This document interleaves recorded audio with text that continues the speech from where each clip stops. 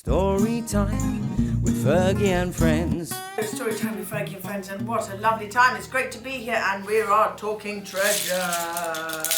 Woo! Hello mums, dads, girls, boys, aunts, uncles, granny, grandpa, and today's wonderful book we're going to read Treasure Isle, a swashbuckling tale of a boy and his parrot. Catherine Corcoran and Natalie Lundeen. Well, what a lovely book. Thank you very much, Catherine Corcoran and Natalie Lundeen. So, Treasure Isle it is. A boy and his parrot set sail at dawn to find pirates' treasure. And will they find the place where X marks the spot? And what will happen along the way? Well, look at my elves. What have they done here? They've wrapped up a little present. Oh, and they've put, look at that. They've put, I think we'll put some more little parrot things in there. I think we will. Mums, dads, girls, boys, aunts and uncle, here we go. How exciting is this? And onwards and upwards we go. And here we have it.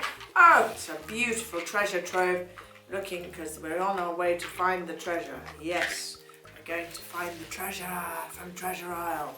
Onwards and upwards we go. Thank you very much. I've got my feathers and I'm ready to go. A swashbuckling tale of a boy and his parrot, and I've got parrot feathers in my hair. How lovely is this? The boy had a parrot, an old treasure map, a ship built for two, and a white sailor's cap. They set sail at dawn for a faraway land, where palm trees with coconuts fringed the white sand. They charted the ocean for 10 nights and days, through the flat, glassy seas and through thick fog and haze. Their map and their compass were put to the test, guiding the travellers north, south and west. Then at last, one bright morning, with telescope out, the boys saw an island and gave a great shout. "Land ahoy!" cried the boy, and he unfurled the map. The parrot agreed with a furry flap. This was the right island. They looked to the land. Lagoons filled with mermaids, red crabs on the sand. "Sail on!" cried the boy. "We must head northerly." So they set out again on the salty blue sea. They fished off the side of the catch of the day, laughing and dodging the salty sea spray. They picnicked on deck, eating pink cakes and toast and freshly fried fish when they spotted the coast. "Land ahoy!" cried the boy, and he unfurled the map. The parrot agreed with a flurrying flap. Was this the right island? They looked high and low. Every inch of the island was covered with snow. "Sail on!" cried the boy. "We must head easterly." So they set out again on the salty blue sea. On the two raced as the wind whipped the sail, past circling fins and the spout of a whale. "Land ahoy!" cried the boy, and he unfurled the map. The parrot agreed with a flurrying flap. The boy and his parrot played cards on the deck. Then on the horizon an island-shaped speck. Was this the right island? They looked out to sea. There on the shore was a dragon's blood tree. "Sail on!" cried the boy. "We must head southerly." So they set out again on the salty blue sea. The ship rocked and waves crashed. They looked out in fear. "Storm port!" the boy cried as he held on to steer.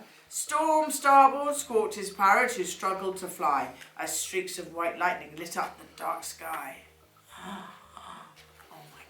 Waves towered over the brave crew of two. They tightened their life vests to see the storm through. They slipped and they scrambled from mizzen to mast, clinging tightly together until the storm passed.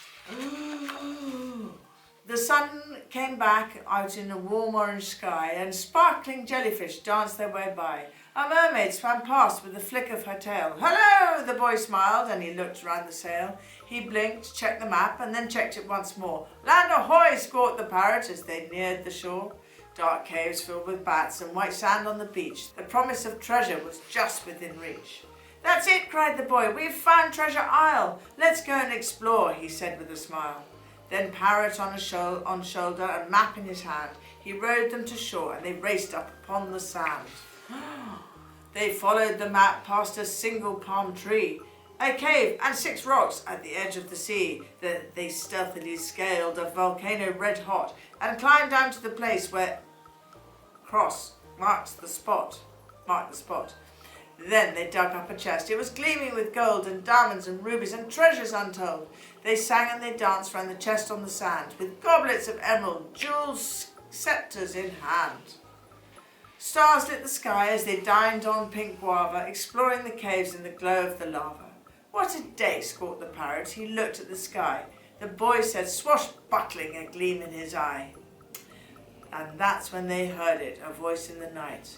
It's bedtime, sweet dreams. Now let's turn out the light. Oh, really?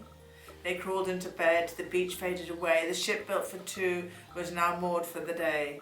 They smiled the smile that you give your best friend. Together they'd found Treasure Isle in the end. What a lovely book. How congratulations. A swashbuckling tale of a boy and his parrot. Well done, Catherine Corcoran and Natalie Lundy. Fabulous. Well done indeed. And the Treasure Isle. Story time with Fergie and friends.